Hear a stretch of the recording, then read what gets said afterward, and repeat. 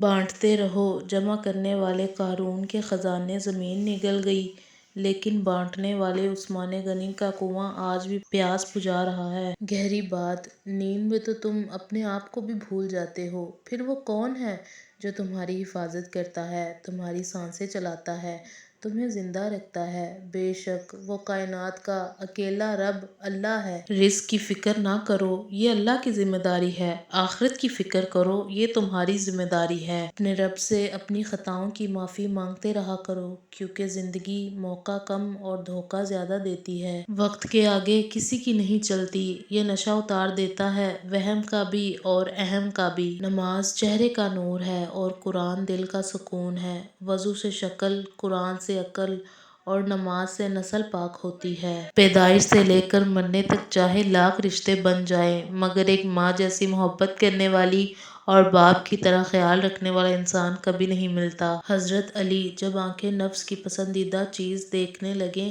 تو دل انجام سے اندھا ہو جاتا ہے۔ یا رب تو میری امید نہیں، میرا یقین ہے۔ حضرت علی سے پوچھا گیا کہ انسان برا کب بنتا ہے؟ فرمایا جب وہ اپنے آپ کو دوسروں سے اچھا سمجھنے لگے۔ برائی کی مثال ایسے ہے جیسے پہاڑ سے نیچے اترنا، ایک قدم اٹھاؤ تو باقی اٹھتے چلے جاتے ہیں، اور اچھائی کی مثال ایسے ہے جیسے پہاڑ پر چڑھنا، ہر قدم پچھلے قدم سے زیادہ مشکل، مگر ہر قدم پر بلندی ملتی ہے۔ اچھا دوست چاہے جتنی بار روٹھے، اسے ہر بار منا لینا چاہیے، کیونکہ تسبیح کے دانے چاہے جتنی بار بکھریں، چن لیے جاتے ہیں۔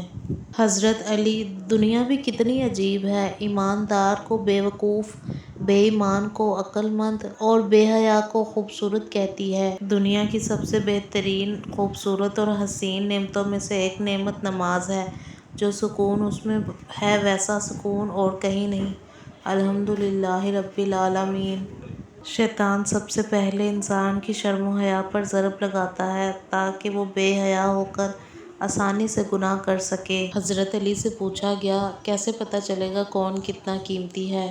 فرمایا جس میں جتنا زیادہ احساس ہوگا وہ اتنا ہی زیادہ قیمتی ہوگا۔ جسم کو موت آتی ہے، کردار کو نہیں۔ اپنے کردار کو بہتر بنا لو تو موت کے بعد بھی تمہیں اچھے الفاظ میں یاد کیا جائے گا۔ موبائل اور دل اتنے پاک ہوں کہ کوئی کھول کر دیکھ لے تو شرمندگی نہ ہو۔ رشتے کبھی بھی قدرتی موت نہیں مرتے، ان کو ہمیشہ انسان قتل کرتا ہے۔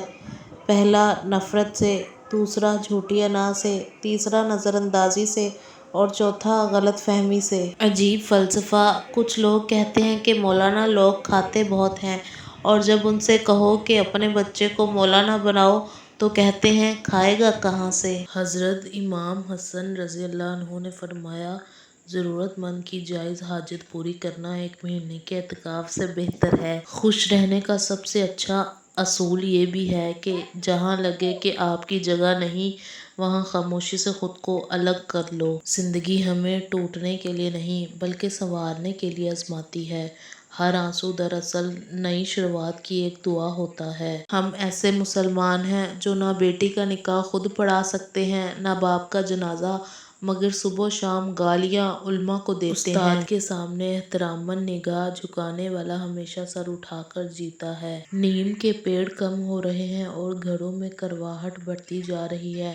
زبان سے مٹھاس کم ہو رہی ہے اور جسم میں شوگر بڑھتی جا رہی ہے۔ وہ عطا کرنے پہ آ جائے تو مانگنے کی توفیق دیتا ہے۔ مرہم کی لالچ میں اپنی دکھتی رگ کا پتہ لوگوں کو دینا بے وقوفی کی آخری حد ہے۔ قابلیت اتنی بڑھاؤ کہ تمہیں ہرانے کے لیے کوششیں نہیں سازشیں کرنی پڑیں۔ پانی اور نماز ایک جیسے ہیں۔ پانی محتاج نہیں پینے والوں کا اور نماز محتاج نہیں پڑھنے والوں کی، دونوں کے لیے پیاس ضروری ہے۔ طنز وہ تیر ہے جو شہد میں بھگو کر بھی مارا جائے پھر بھی اس کی کرواہٹ اور چبھن کم نہیں ہوتی۔ وَيَسِّرْ لِي أَمْرِي، اور میرے لیے میرا کام کو آسان کر دے، آمین۔ جب روٹی 4 ہو اور کھانے والے 5، تب صرف ماں ہی کہتی ہے مجھے بھوک نہیں۔ جو غلطی کر نہیں سکتا وہ فرشتہ، جو غلطی کر کے اس پہ ڈٹ جائے وہ شیطان، اور جو غلطی کر کے توبہ کر لے وہ انسان۔ حضرت علی جو بہت اچھا لگے اسے بہت کم ملا کرو، جو انتہا سے زیادہ اچھا لگے اسے صرف دیکھا کرو، اور جو دل میں سما جائے اسے صرف یاد کیا کرو، کیونکہ جو جتنا قریب ہوتا ہے دنیا اسے اتنا ہی دور کر دیتی ہے۔ حضرت علی: 3 لوگ جب آپ کے سامنے بات کر رہے ہوں تو انہیں مت روکیں، والدین، بچہ اور غم زدہ انسان، کیونکہ ان کا دل بول رہا ہوتا ہے۔ حضرت علی: جب تم کسی کو اکیلا دیکھو تو سمجھ جاؤ کہ وہ ایک سچا انسان ہے، کیونکہ بھیڑ ہمیشہ منافق کے ساتھ ہوتی ہے۔ پہلے خون کے رشتے ہوتے تھے، اب رشتوں کا خون ہوتا ہے۔ کسی نے پوچھا، غرور کیا ہے؟ جواب ملا، خاک سے بنے انسان کا اپنی اوقات بھول جانا۔ امام غزالی فرماتے ہیں، جتنے سجدے جوانی میں کر سکتے ہو کر لو، کیونکہ میں نے بڑھاپے میں لوگوں کو اکثر سجدے کے بغیر نماز پڑھتے دیکھا ہے۔ اخلاص یہ ہے کہ انسان اپنی نیکیاں بھی اسی طرح چھپائے جیسے اپنے گناہ چھپاتا ہے۔ حضرت علی: 3 کام اللہ کو بہت پسند ہے: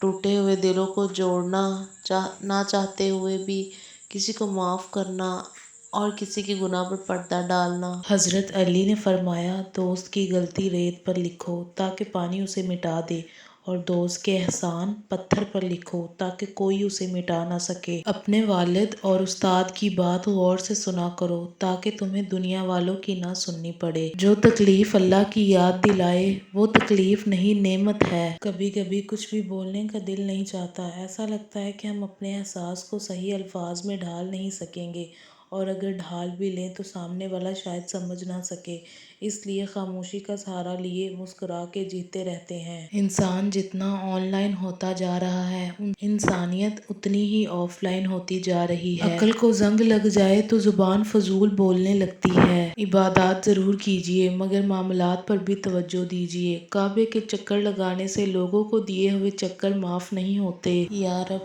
کبھی گرنے نہ دینا، نہ کسی کی نظروں میں، نہ کسی کے قدموں میں۔ آمین۔